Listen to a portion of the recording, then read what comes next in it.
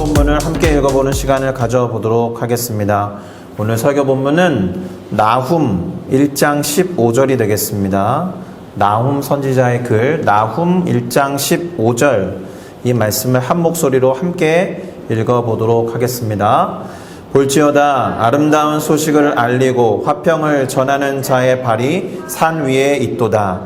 유다야 네 절개를 지키고 네 서원을 갚을지어다. 악인이 진멸되었으니 그가 다시는 내 가운데로 통행하지 아니하리로다 하시니라. 아멘.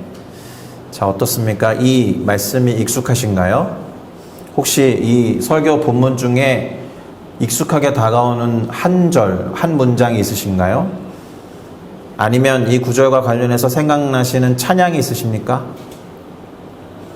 저는 있어요. 복음 들고 산을 넘는 자들의 발길 아름답고도 아름답도다. 화평이라고 되어 있지만 평화 전하며 복된 소식을 외치네. 주 다스리시네. 그 찬양이 생각나는 그런 구절이에요. 그래서 나홈이라고 하는 선지자의 생소함보다 이 찬양 때문에 약간은 그 익숙치 않음이 극복될 수 있지 않을까 하는 생각이 듭니다. 어떠십니까? 자, 오늘은 이렇게 읽어본 나훔 1장 15절 말씀을 가지고 복음은 순종을 포함한다 이런 제목으로 순종의 인물 시리즈로서 나훔 선지자를 통해서 순종에 대해서 함께 배워가려고 합니다. 그러니 제목을 함께 따라 읽어주시기를 부탁드리겠습니다. 복음은 순종을 포함한다. 복음은 순종을 포함한다. 네, 감사합니다. 자, 사랑하는 성도 여러분들, 혹시 하나님의 분노와 진노라고 하면 어떤 생각이나 마음이 드십니까? 또 어떤 감정이 올라오세요? 하나님의 분노와 진노. 두려우신가요? 겁이 나죠? 그리고 무서우실 겁니다. 그러면 참 다행인데 아무런 느낌이 안 드시는 분이 있을까요? 이런 질문들이 우리의 어떤 삶과 신앙을 점검하는 질문이 될 수 있습니다. 과도하게 하나님을 무서워할 필요도 물론 없지만 그러나 하나님이 사랑하시는 하나님이시지만 어떤 경우에는 대단히 크게 분노하시고 진노하시는 하나님이라는 생각을 가질 필요가 있죠.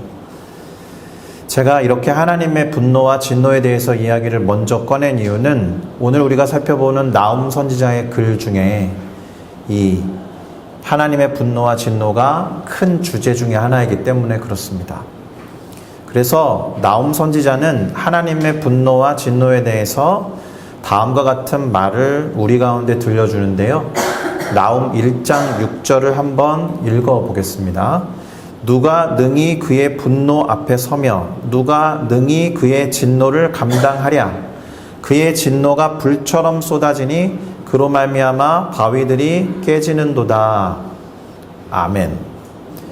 자, 하나님의 분노와 진노를 피할 수 없다. 그 누구도 감당할 수 없다. 견딜 수 없다. 자, 그러니 어쩌면 하나님이 분노하시거나 진노하시지 않게 하는 것이 최선일 수 있습니다. 그 위력이 하나님의 분노와 진노의 위력이 하나님의 사랑만큼이나 커요.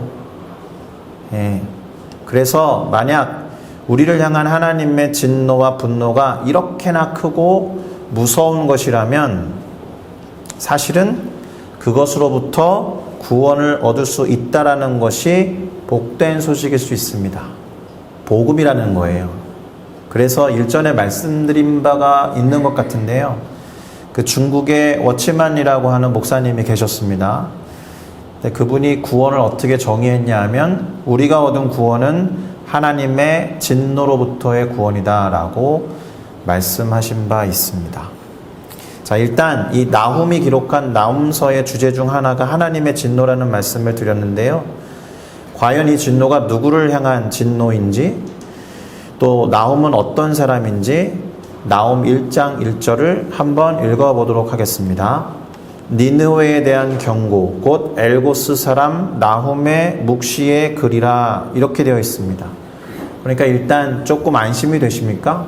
니느웨라는 도시를 향한 경고, 니느웨를 향한 하나님의 진노와 분노라고 예상할 수 있어요. 그리고 이 나옴이라는 사람은 엘고스라는 마을 또는 엘고스라고 하는 성읍 도시 출신입니다. 엘고스가 어디인지는 잘 몰라요. 가버나움의 나옴이 나옴이랑 통한다라고 해서 가버나움으로 보는 분들이 있습니다. 확인된 바는 없습니다. 자, 두 번째, 니느웨에 대해서는 좀 아실 거라고 생각합니다. 성경에서는 아수르라고 부르는 제국, 그리고 세계사 안에서는 아시리아라고 부르는 제국의 수도입니다.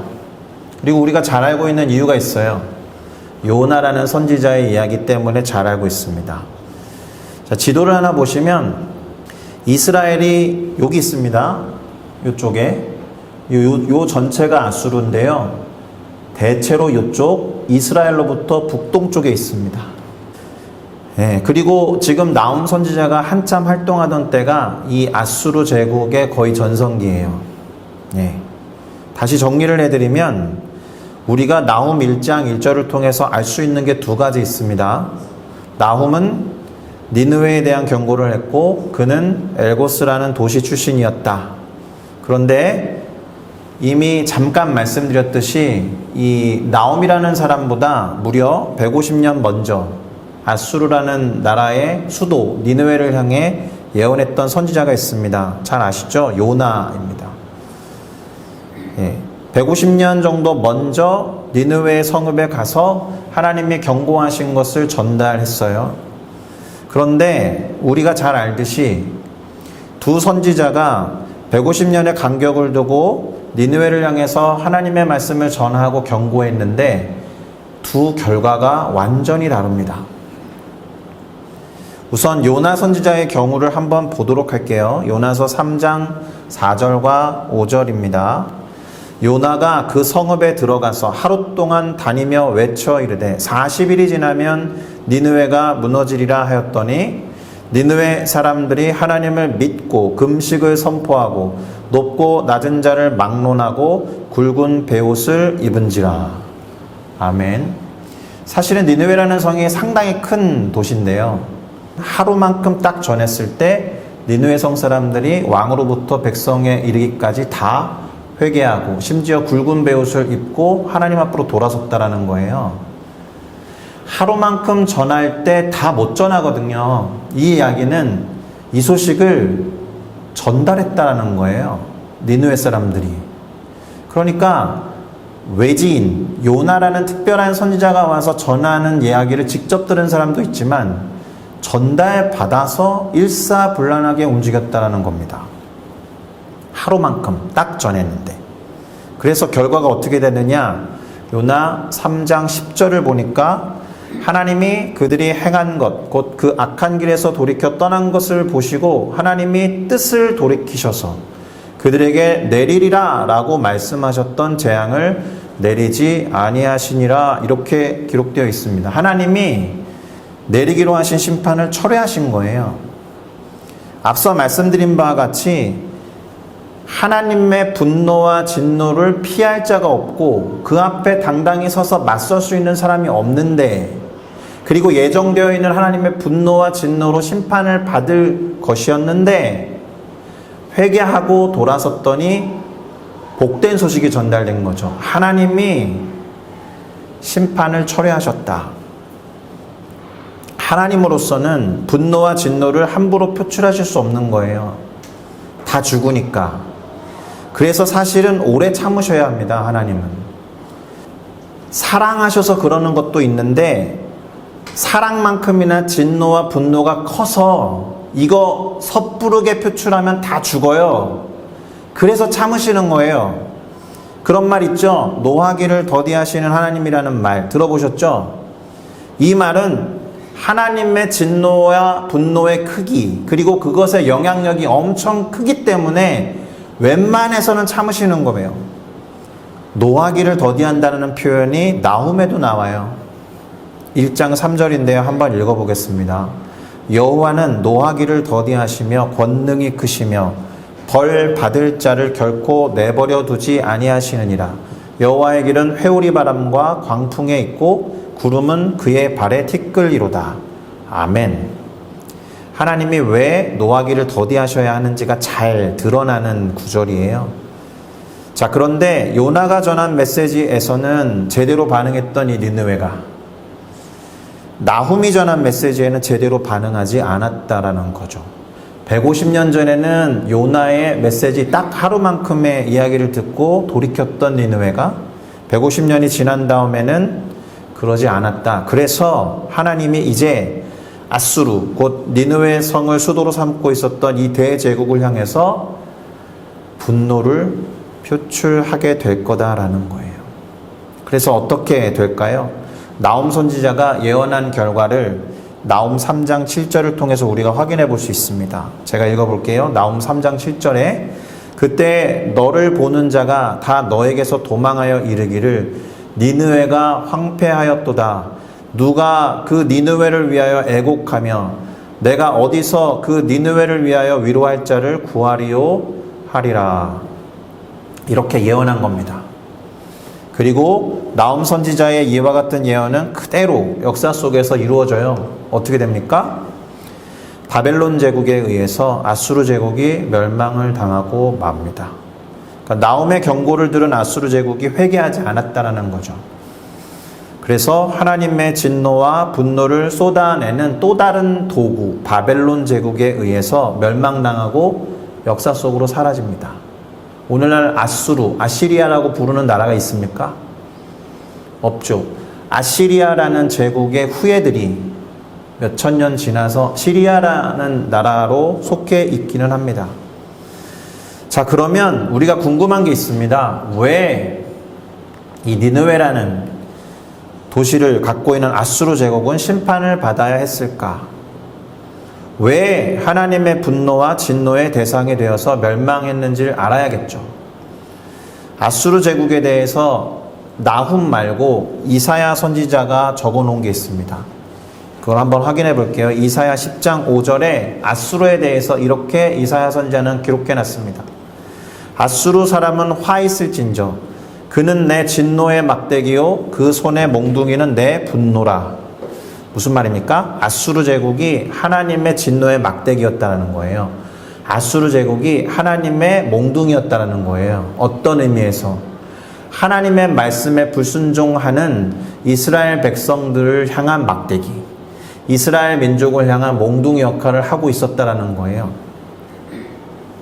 그런데 그랬던 아수르가 자신의 어떤 정체성을 깨닫지 못하고 교만해집니다. 그 나라가 얼마나 교만해졌는지 이사야 10장 8절과 10절을 한번 읽어보겠습니다. 그가 이르기를 내 고관들은 다 왕들이 아니냐. 무슨 말이에요?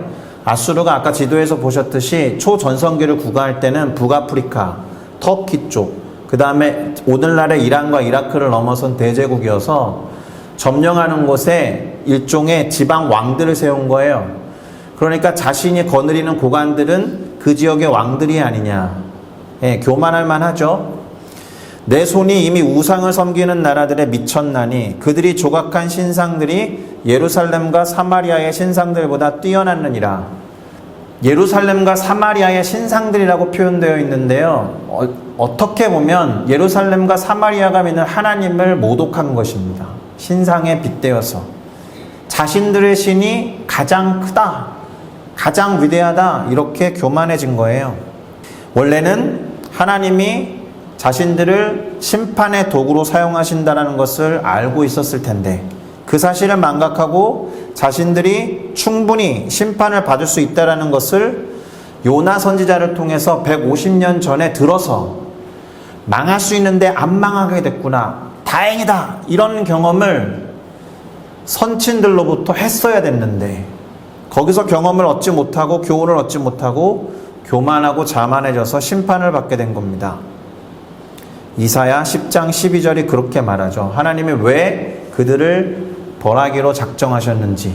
그러므로 주께서 주의 일을 시온산과 예루살렘에 다 행하신 후에, 무슨 말이냐 하면 이스라엘 민족과 유대 백성이 하나님으로부터 멀어져서 그들을 향한 징계와 심판을 위한 도구, 막대기로서 아수르를 다 사용한 다음에 아수르 왕의 그 완악한 마음의 열매와 높은 눈의 자랑, 교만함을 다 벌하겠다라고 예언하신 겁니다.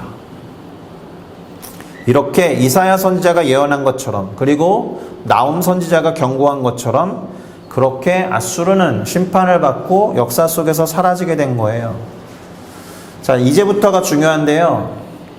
자, 아수르는 그 파워가 막강해서 이스라엘이 남과 북으로 분열되어 있던 이스라엘 왕국 중에서 북왕국 이스라엘을 멸망시켰거든요.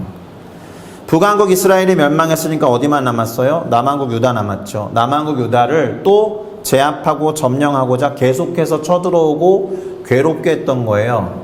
근데 이것은 어떤 역사 속에서 보면은 한 나라가 막강해져 가지고 세력을 펼치는 것으로 우리가 해석할 수 있겠지만, 하나님의 관점에서 보면 유다 민족이 하나님으로부터 멀어질 때마다 아수르가 쳐들어오거나 이집트가 쳐들어와 가지고 괴로워서 하나님께 부르짖으면 하나님께 돌이키려고 하고, 이런 패턴을 반복하는 와중에 이 남유다가 아수르를 너무 괴로워하는 상황이란 말이에요.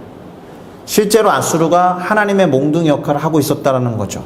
근데 지금 하나님의 몽둥이 역할을 하는 아수르가 남유다 제국에게는 너무 괴로운 존재인데 얘가 망한단 말입니다. 그러면 어떻게 됩니까? 굿뉴스죠. 남왕국 유다에게는 매우 좋은 소식입니다. 아수르에 대한 심판, 그러니까 아수르가 멸망당하거나 다른 민족에 의해서 괴롭힘을 당하면 남유다를 쳐들어와서 괴롭히는 일이 없으니까 남유다 왕국 입장에서는 기쁜 소식이었을 것입니다. 그래서 나훔 선지자가 오늘 설교 본문 나훔 1장 15절의 상반절에서 다음과 같은 이야기를 한 거예요. 우리가 아까 함께 읽었는데요. 한 번 더 볼게요. 볼지어다 아름다운 소식을 알리고 화평을 전하는 자의 발이 산 위에 있도다. 굿뉴스라고 되어 있죠. 영어로. 좋은 소식이 있다. 지금 그 소식을 알리고 화평, 그 평화를 선포할 사람의 발이 산 위에 있다. 어느 산일까요? 어느 산인지는 특정할 수 없는데 아까 아시리아가 어디 있다 그랬어요? 이스라엘의 북동쪽에 있다 그랬잖아요. 산지 너머에 있습니다. 그러니까 아시리아 제국이 쳐들어온다 그러면 이스라엘이나 유다 왕국에서는 어디에다가 파수꾼을 둬야 돼요? 요 산에다가 둬야 된단 말입니다. 그래서 이렇게 보는 거예요. 아수르가 쳐들어온다 그러면 보통 산 위로부터 넘어오는 소식은 안 좋은 소식이었습니다. 전쟁 난다, 도망하거나 화친을 맺거나 맞서 싸우거나 그 소식을 전하는 사람의 발걸음, 그 발은 결코 아름답지 않죠. 전쟁에 대한 소문이었으니까. 그런데 지금 나홈이 말한 이 메시지는 좋은 소식이다. 왜요? 아수르가 망한다. 이제 평화가 올 거다. 그 사람의 발걸음이 지금 산 위에 있다라는 거예요. 곧 이루어질 것이다. 좋은 소식이죠. 평소에 산을 넘어서 전달되는 소식이 전쟁에 대한 소문이었는데 이제는 머지않아 평화가 임할 것이다. 굿뉴스. 그쵸? 남왕국에게는 복음이었습니다. 그런데 아이러니죠. 어떤 나라는 지금 망했잖아요. 근데 어떤 나라는 복음이잖아요. 이것이 구원에 관한 기쁜 소식이 갖고 있는 이중적인 측면입니다. 그 이중적인 측면에 대해서 두 가지로 말씀을 드릴게요. 첫째로는 누군가의 심판이 또 다른 누군가에게는 기쁜 소식이 된다는 점에서 그래요. 지금 예를 들었죠? 아수르 제국의 심판이 남왕국 유다에게는 기쁜 소식이었다. 자신을 괴롭게 했던 아수르가 심판을 받는다는 것이 반대로 다른 누군가 곧 유다 사람들에게는 기쁜 소식이었다라는 거죠. 근데 이것이 십자가에서도 동일하게 나타납니다. 예수님이 십자가에서 견디기 힘든 고통과 함께 죽음을 맞이하신다라는 것은 상당히 안타까운 소식이에요. 예수님 입장에서는 엄청난 고통이잖아요. 그런데 우리에게는 복된 소식이죠. 죄와 사망으로부터 구원을 얻어서 새로운 신분과 새로운 정체성을 갖게 된다라는 복된 소식입니다. 십자가를 놓고 보면 그 두 가지 메시지가 버무려져 있는 거예요. 예수님 입장에서는 너무나도 고통스럽고 죽음을 목전에 둔 상황이지만 예수님이 고통받으시고 죽음을 목전에 둔 그 사실이 우리에게는 기쁜 소식이었다. 할렐루야. 그렇게 생각해 보신 적 있으세요? 예수님이 고통당하심으로 우리가 나음을 입고 예수님이 채찍에 맞으심으로 우리가 평안을 누리고, 이런 생각을 이사야 선지자가 했던 말씀을 그냥 문자적으로 읽는 것이 아니라 정말로 나에게는 정말로 죄송하지만 복된 소식이었구나. 자, 복음이 가진 이중적인 면의 두 번째는 그 심판의 메시지가 기쁜 소식을 접한 이에게도 또 해당될 수 있다는 거예요. 무슨 말이에요? 유다 민족 입장에서 생각해 보면 아수르 제국이 지금 심판받았잖아요. 예. 그래서 나는 지금 구원 얻겠다, 아수르로부터 구원 얻겠다라고 생각할 수 있지만, 아수르처럼 하나님의 말씀에 순종하지 않으면 나도 심판받을 수 있다라는 메시지라는 거예요. 실제로 유다 왕국이 접한 기쁜 소식 안에 또 다른 경고의 메시지가 들어있었어요. 무슨 말이냐 하면 아까 먼저 읽었던 나훔 1장 15절의 상반절 봤죠? 하반절을 읽어볼 텐데요. 노란색으로 표시한 하반절 중심으로 보면, 유다야 너의 절기를 지키고 너의 서원을 갚을지어다. 악인이 이제 진멸되었으니 그가 다시는 너의 가운데로 통행하지 아니할 것이니까 다른 핑계 대지 말고 절기를 지키고 서원을 갚아라. 명령하신 겁니다. 유다 왕국 사람들은 아마도 괴로워서 하나님께 간구했겠죠. 하나님, 아수르 제국을 어떻게 좀 해주세요 라든가, 아수르 제국을 어떻게 해주시면 저희가 이것도 하고 저것도 하겠습니다 라고 서원을 걸었을 수 있습니다. 우리가 습관적으로 하는 것일 수 있죠. 내 안에 있는 이 해결되지 않는 문제를 주님이 가져가 주시면 제가 앞으로 이렇게 저렇게 살겠습니다. 일종의 서원처럼 보이지만 사실 쇼부죠. 하나님과의 타협이에요. 하나님이 악인이 진멸되었으니 이제 너네들이 지켜야 될 절기를 지켜라. 이 얘기는 말씀을 지켜라 라는 말씀입니다. 근데 아까 말씀드렸잖아요. 150년을 사이에 두고 요나가 전했을 때는 하나님의 말씀에 순종해서 돌이켰던 아수르였으나 150년이 지난 다음에 나훔 선지자의 예언에 대해서는 반응하지 않고 극도로 교만해져서 망했던 아시리아의 소문이 얼마든지 지금 평안을 누리게 됐구나 기뻐할 수 있는 남왕국 유다에게는 또 다른 경고의 메시지가 될 수 있다라는 점에서 복된 소식이라는 복음의 이중성이 담겨 있다라는 겁니다. 하나님의 명령에 따르지 않고 서원을 갚지 않으면 아수르처럼 될 수 있다. 그래서 이중적이라는 말씀을 드린 거예요. 1차적으로는 기쁜 소식이지만 그 이후의 삶으로 인해서 얼마든지 심판과 징계를 받을 수 있다라는 거니까. 지금 기쁜 소식을 들었기 때문에 좋아해야 하겠지만 어떤 면에서는 부담을 느껴야 되는 거예요. 진정한 자유가 주어졌으니까 뭐가 뒤따라야 돼요? 책임이 뒤따라야죠. 그 얘기입니다. 우리가 거듭났잖아요. 다시 태어났잖아요. 그러면 아기 상태죠. 아기 상태에서 뭘 할 수 있어요? 그 아기가 난 자유다 하고 막 우는지 모르겠지만 엄마 아빠는 얘가 배고픈가 보다, 얘가 어디가 가려운가 보다, 얘가 지금 변을 받나 보다 그러면서 아기를 장성한 분량의 아이로 점점 키워가면서 다루어 가잖아요. 그럼 아기는 뭘 해야 돼요? 자기가 순종하는지도 모르면서 따라가는 거잖아요. 거듭난 다음에 자동적으로 순종의 삶이 주어지는 겁니다.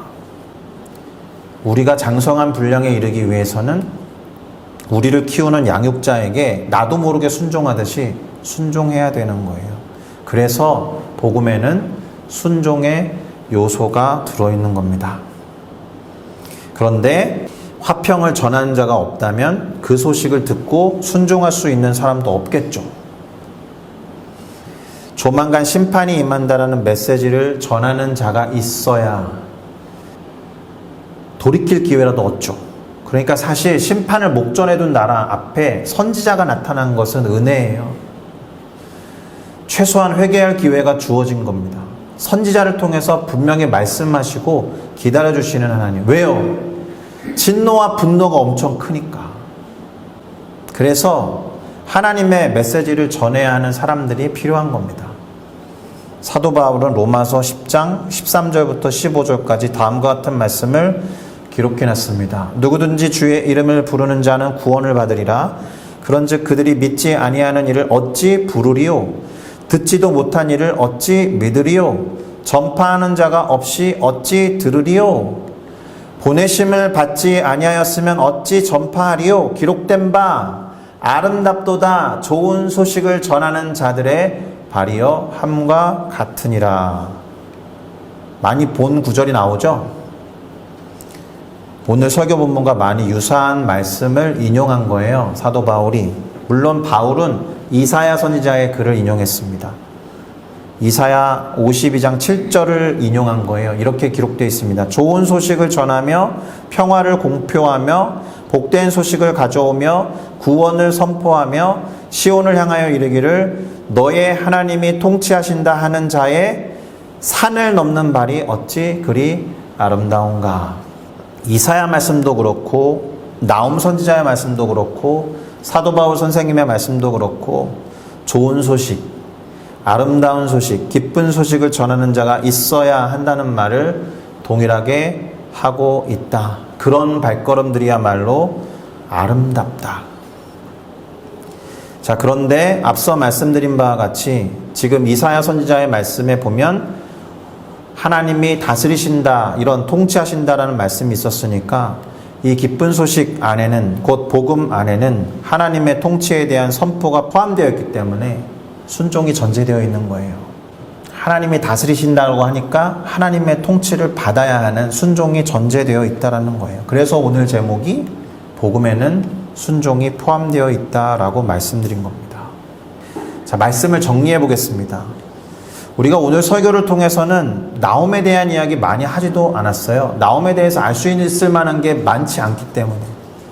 그리고 나움 선지자가 어떻게 순종했는지 그의 순종 장면을 통해서 순종을 배운 건 아니에요. 오히려 그가 전한 메시지에 아수르가 순종하지 않음으로 인해서 심판을 받았고 역사 속으로 사라졌다. 그것을 통해서 우리는 다른 가르침을 배우게 되는 거죠. 하나님은 그렇게 죄에 대해서 분노하시고 진노하십니다. 그 진노 앞에 맞설 수 있는 사람이 없고 견딜 수 있는 사람이 없어요. 그래서 그 진노와 분노를 피해갈 수 있다면, 또는 150년 전의 니느웨와 같이 하나님의 그 진노를 돌이키시면 그것만큼 좋은 소식이 없을 정도로 하나님의 진노와 분노는 엄청난 것입니다. 그분의 사랑만큼이나. 그래서 우리가 받은 구원은 죄로부터의 구원인 것 같지만 죄에 대해서 분노하시고 죄에 대해서 진노하시는 하나님의 wrath, 하나님의 진노와 분노로부터의 구원이다라는 겁니다. 그것을 기억하셔야 됩니다. 그러니까 하나님이 사랑의 하나님이신데 그 사랑의 이면에 당신의 진노가 크시기 때문에 참을 수밖에 없는 사랑이 있는 거예요. 더불어서 구원에 이중적인 측면이 포함되어 있음을 기억하셔야 됩니다. 우리를 속박하고 괴롭게 하던 것들은 심판을 받아서 사라지고 죄값을 치러야 한다는 점에서 없어지게 되겠지만, 바로 그로 인해서 어떤 것이 사라지면 우리에게는 구원과 자유가 임했다라는 구원의 이중성을 기억하셔야 됩니다. 더 중요한 이중성이 뭐라고요? 복음 안에 하나님에 대한 순종이 포함되어 있어서 좋은 소식이지만 언젠가 임하게 될 심판에 대한 메시지일 수 있어서 순종하는 삶을 결단해야 한다는 겁니다. 구원을 얻어서 하나님의 자녀, 하나님의 백성이 되었다라는 것은 왕이신 하나님의 통치를 받는다는 뜻이에요. 그러니까 그 통치에 순종해야 하는 거예요. 그러니 복음에는 순종이 포함되어 있다는 것을 반드시 기억하시고, 구원받은 다음에 내가 순종을 하고 있는가, 아니면 순종하지 않는 그 이전의 삶과 똑같은가. 그러면 그 복음이 기쁜 소식이 아니라고요. 그러면 누군가는 하나님의 분노와 진노 가운데 놓일 수 있다라는 경고일 수 있다라고요. 그것을 기억하시면서 우리의 구원받음에 대해서 진지하게 생각하시고 삶을 하나님께 순종함으로 돌이키는 우리 모두가 되어야 할 것입니다.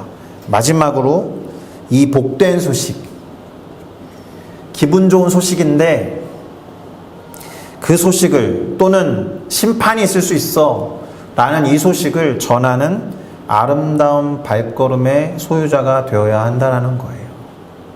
하나님의 통치를 다른 이들에게도 전해주고 그들로 하여금 구원을 얻어서 하나님의 뜻에 순종하게 하는 우리 모두가 되기를 예수 그리스도의 이름으로 축복합니다. 할렐루야. 기도하시겠습니다.